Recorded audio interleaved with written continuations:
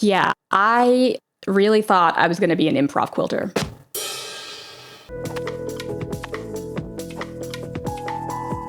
So I wanted to make this video about my first year of quilting because I think it felt kind of interesting to capture what it's like to experience something new while it's still almost fresh in your mind. Like, you know how it's so easy to kind of forget when something almost, I guess, scares you to try. I think it is scary to try new things.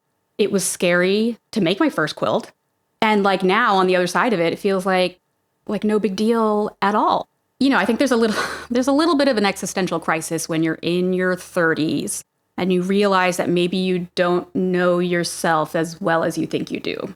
I think especially creatively, I, for a long time, have thought of myself as really settled in my creative practices, that I knew myself as an artist. So when I think about the creative struggle, or rather the creative question that kind of led me to quilting, I think it kind of boils down to that every so often I'm going to find out that something inside of me has changed, to suddenly find myself experiencing a kind of desire to explore avenues that I had never looked into before.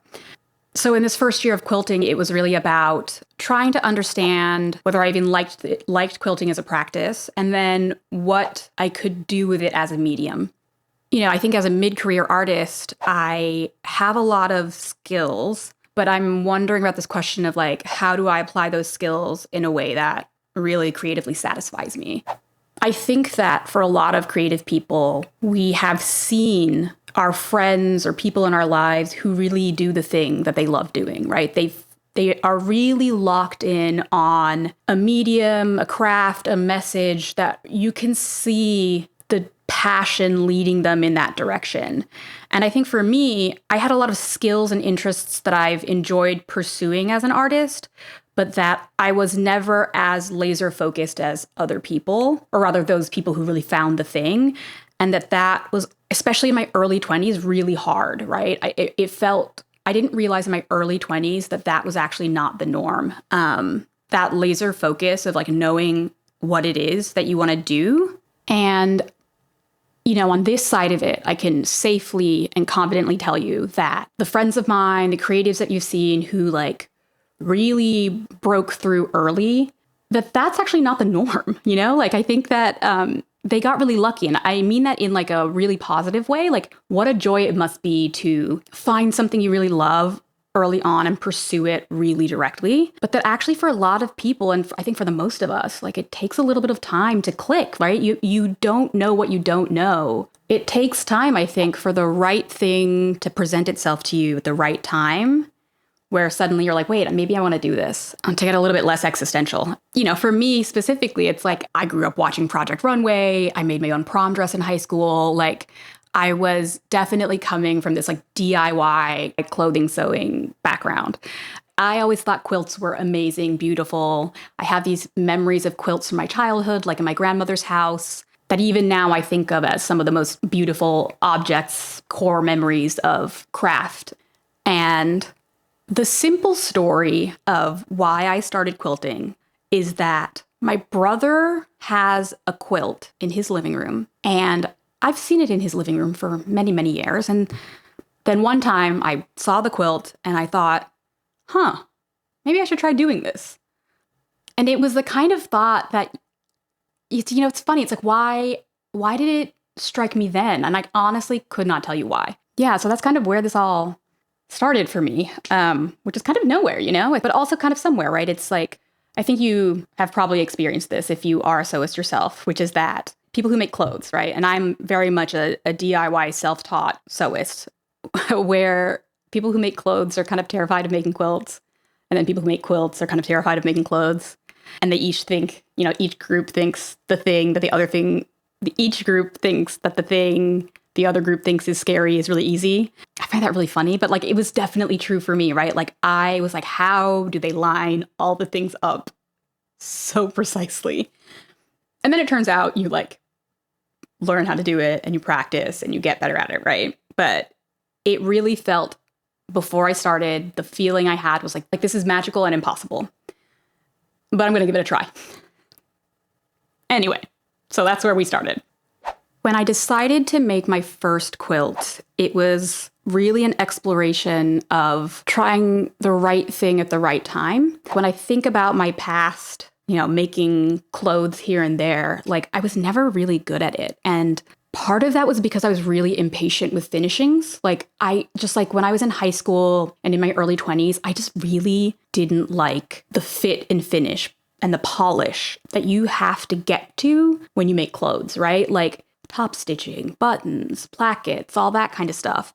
And for me at that time, in terms of, I think, my patience and my skill levels, both specifically in sewing, but also as someone who could see a creative project through in that last 10%, like I didn't have quite as much stamina as I have now. With my first quilt, I was really intentional about slowing down, not doing something that I anticipated being overwhelming, and feeling confident that I would see the full project through. It was really for me about trusting the learning process because I was learning to make a quilt with this quilt. I wanted to really set myself up for success. So keeping things really simple, but also kind of interesting, and finding joy through practice or learning. It was really about finishing the project and then having time to go back and reflect on whether I wanted to do it again. So all of this fabric in this quilt is stuff I already have. And a lot of them are from projects that I never saw through at this point for decades. And so there was something creatively that was satisfying to see these colors and pieces of material that I've and packed through every time I've moved apartments and changed jobs and changed, it was really interesting to finally use these fabrics that I had been carrying with me throughout my life for at least a decade at this point, actually get used, actually become something. Yeah, and I also think that one thing that was very silly with this quilt was that I did not have the emotional strength to try and quilt it through my sewing machine, which is a very inexpensive Brother sewing machine. Making these decisions that maybe weren't efficient with my time, but were a good use of my emotional resources. So I hand quilted the whole thing, which, obviously is not that much quilting, relatively speaking, just this running stitch through the whole thing. I was on the floor of my living room for far too long, taking up far too much time and space. I would roll it up on a shower curtain rod to put it away, and then I would roll it back out, and then I'd quilt it. But yeah, it was really fun to just focus on simple, elegant craft in a way that I felt like if I just took it step by step, I would be able to do. And I ended up doing. It's funny to look back on my second quilt because when I wrote my notes about this, I was talking about what my process was making it, which was playing with scraps, composition, texture, color, traditional quilt blocks. But looking back on it, it's funny how much this quilt doesn't feel like me. And that kind of makes sense because I think when you're trying new things and trying new forms, you're inherently exploring ideas that you might then decide are not for you. But yeah, it's really charming to look at this. I had really tried to stay out of deep dive into YouTube videos on quilting when I made my first quilt because I knew I would just get sucked in and then I would never actually start, or I tried to do something that was too ambitious. But when I was working on this quilt, it was really a chance for me to try things that were a little bit more technically challenging. I was really interested in trying out some more traditional forms with the star quilt blocks and the kind of interplay of scale of the scale of the blocks. And also that scale to the whole. This is the first project where I drew a rough sketch that I was also looking at. So the other thing that's really funny to me about this quilt is I had gone to Remainders, which is a secondhand craft shop in the Los Angeles area, and I had bought a lot of scrap fabric from there. My thinking was that it would be beneficial for me to have things to source from. I thought it would help me feel like I wasn't constrained by choice. And I can see really the impact of that in this quilt, where like a lot of the color relationships are because those were the fabrics that I had. Actually, in one of the scrap bins was a bunch of half square triangles that had already been cut. And so I was like, well, I'll definitely take these. And then it was like, okay, well, I want to see what I can make out of the color relationships here, right? So it's funny because I would say that I was playing with color here, but a lot of the color choices were informed by what was available to me. And as a result, I think it's a kind of,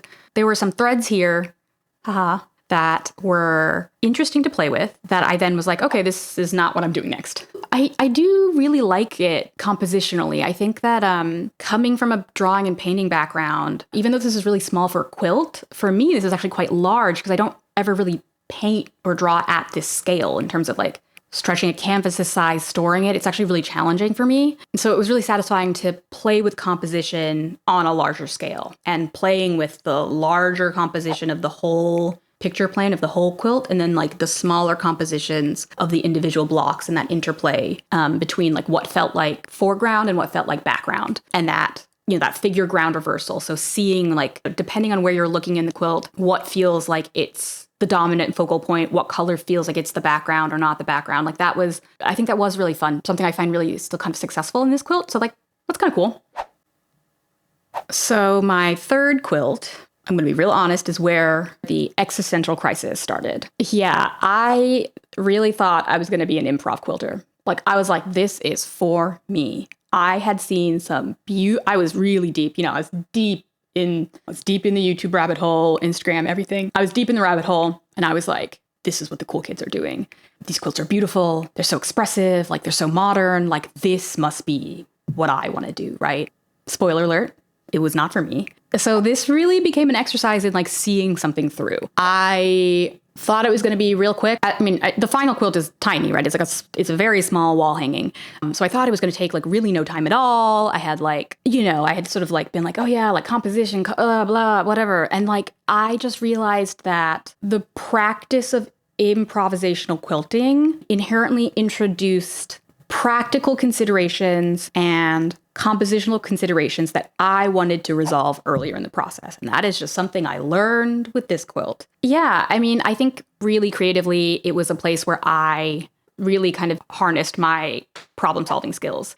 What I thought I was doing wasn't working out, and kind of lean into like what I kind of practically know as a designer about introducing constraints and introducing structure, visual structure around places I had introduced randomness. And so I think the ultimate end result is visually pleasing, but I find myself not that connected to it in terms of a creative representation, I might say. I think where it ended up, I had to figure out where I was going like halfway through the project. And it was largely an exercise for me in finding visual solutions that were available versus me really consciously having made these creative choices ahead of time and then implementing them into this quilt, you know, with a roadmap. Really, at the end of the day, like I got it done. I did like learn how to pivot, and I like really learned that fabric and quilting as a medium for me is about separating out exploration and execution. Like I want to be making projects where I've done a lot of the creative compositional thinking early on. I'm interested in using the medium to express a creative idea that I've planned ahead of time, as opposed to, I think a lot of people find a lot of joy in the piece, you know, in the act of piecing and quilting, informing the final composition. And like, you know, it's fine. It's just, you know, it just wasn't for me. Yeah. Okay. So these last two quilts that I made in my first year of quilting, I think are really, they kind of go hand in hand. It's like, you know, like this first quilt, which is like an absolute baby. It's a baby quilt, barely a quilt, mostly just an idea. I can see myself really like returning to form, right? I've kind of come full circle where I started out with something very simple, did a little bit of exploration in traditional forms, and then trying to improv quilt, but let's not talk about it anymore. And then I can see myself like returning to the basics of like, I just want to make, I want to strip piece, and then I want to cut things up, and then I want to make checkerboards.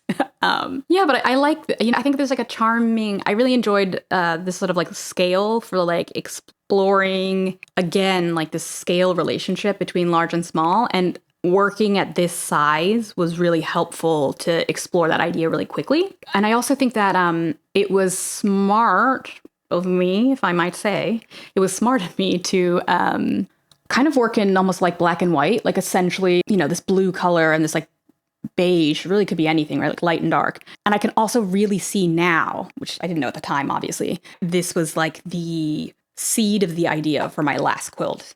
And the other kind of thing I was like looking at this point was like starting to like kind of question, or not question. I think I really find myself now wondering about what we take for granted as tenets of a craft. So like, why is it that we make a quilt, we square it off, and then we like bind it in 4 sides, right? Obviously, I know largely that's like a practical thing with like you're putting a quilt on a bed. But if I'm interested in quilting as a form for form's sake, there's something really interesting in like the juxtaposition of curves against straight lines. And so, yeah, I was like, okay, like if it's a wall hanging, why does it have to be a certain shape? And so like for me, this last quilt was really like a full circle experience of like, I designed something that was simple and celebrated the medium in terms of construction order, right? Like piecing together in a way that was a part of how I planned this quilt when I like designed it. I think also,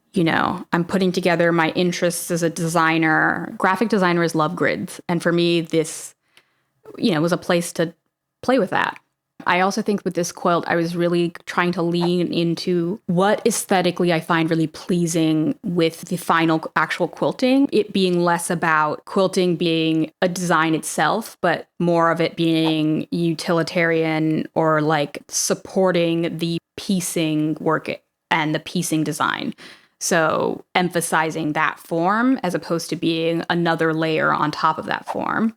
Another thing with this project is I was really considerate of how I was going to display it. So with all my other quilts, it was like, oh, I made a quilt. Cool. I'm never going to hang this up. I'm just going to put it in a drawer. But with this quilt, I specifically considered the hanging mechanism. So building in this structure so that it will hold its shape and then you can hang that on the wall was something that was important to me in the design of this quilt. I didn't want to make the quilt and then try to figure out how to hang it. I wanted to make sure I had resolved that question as I was going, right? So in this case, it ends up being these sort of like belt loops that run around the whole perimeter with an insert that helps hold the quilt its shape when it's on a wall. Yeah, so that is everything I've made in my first year of quilting.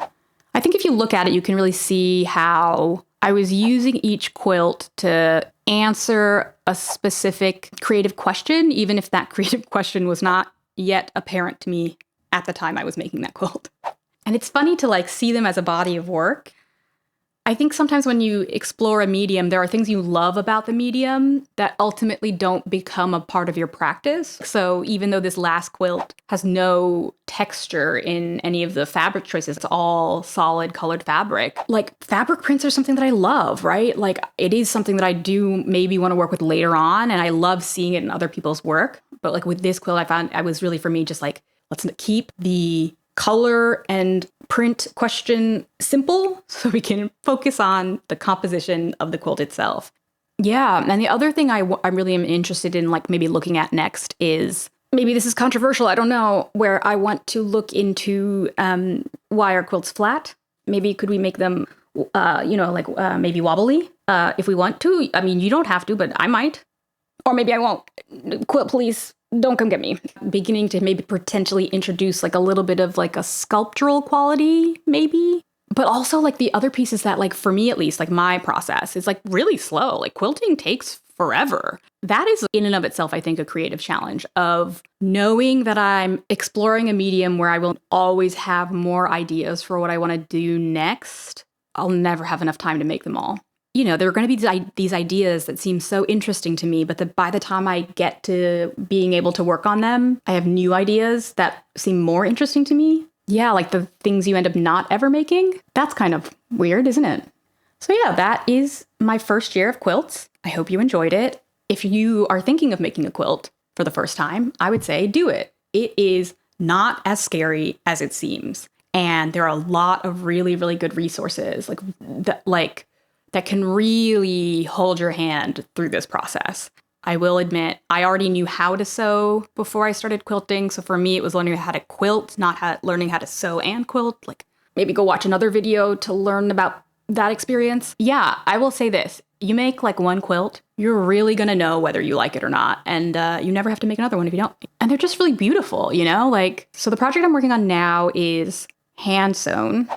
I'm hand piecing it, which is very new for me. It has been like I think I've experienced a lot of growth technically in terms of like I'm nesting so many more seams than I've like previously nested with just half square triangles and like rectangular shapes. Working with this many intersecting points I now understand why people are like, oh yeah, stars, like hard. Yeah, I'm like really running into that challenge of like the bulk of seams. You know, I think I have the benefit of like, I don't think of my quilts as practical objects first. So it's less about the struggle of like the softness of the finish of the piece and more about the technical challenge of like dealing with that much fabric. And so it has been very, I hesitate to use the word meditative, but it has been very methodical to work on this, to like plan it out, try to start making it, have a crisis of skill, put it away for like a really long time, and then to bring it back out and be like, okay, I've acknowledged the fact that I have designed a project that is more challenging than I want it to be, but I actually do really want to make it. So it's been hard working on this quilt. It's resulted in a lot of growth, really technically. Yeah, so that has been me. Thank you so much for hanging out and listening to my first year of quilts. I guess I should record an outro. So follow, like, subscribe, all of those things. Write a comment. Tell me about your first quilt. Was it a disaster? Was it not a disaster? If you need any resources, I can like point you to things that I found really helpful. And I'd really love to have you kind of join me on my early journey in quilting. All right. See you in the next one.